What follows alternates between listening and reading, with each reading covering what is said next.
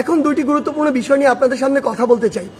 একটি বিষয় হচ্ছে যে আমরা দেখছি গতকালকে থেকে বাংলাদেশের বিভিন্ন জায়গায় ঢাকা শহর থেকে শুরু করে বিভিন্ন অপ্রত্যাশিত ঘটনা ঘটছে, সহিংসতার ঘটনা আমরা শুনতে পাচ্ছি। আমরা আপনাদেরকে স্পষ্ট করে বলতে চাই, এই যে বাংলাদেশের ছাত্র সমাজ একটি এত বড় আন্দোলন করেছে, একটি ফ্যাসিস্ট একটি সরকারের যে একটি পতন ঘটিয়েছে, সেটি আমরা এই কারণে করিনি যে একজন নির্যাতক চলে যাবে আরেকজন নির্যাতক এসে সেই জায়গাটি নিবে। এটি আমরা আমাদের জায়গা থেকে কোনোদিনও মানব না। বরং এই যে নির্যাতনের যে প্রসেসটি রয়েছে, যে সিস্টেমটি রয়েছে, এই সিস্টেমটি ছাত্র সমাজ বা বর্তমান বাংলাদেশের যে প্রজন্ম তারা চায় না।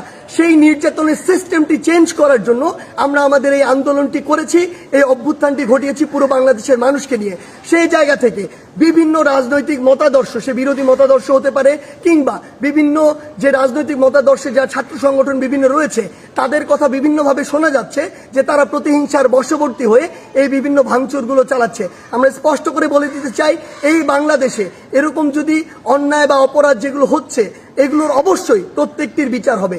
সেই জায়গা থেকে আমরা স্পষ্ট করি, আমরা কখনো আমাদের জায়গা থেকে এমন সহিংসতাগুলো সমর্থন করি না।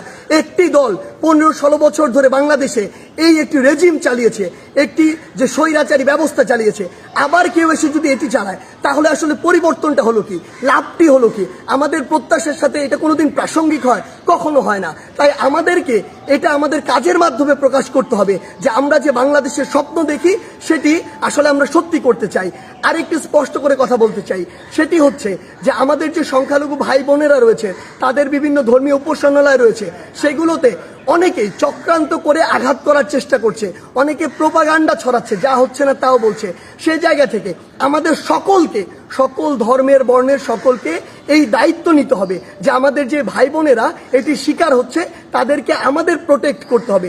একটি জিনিস মনে রাখবেন, 1971 যখন বাংলাদেশ স্বাধীন হয়েছিল কোনো নির্দিষ্ট ধর্মের মানুষের কারণে স্বাধীন হয়নি।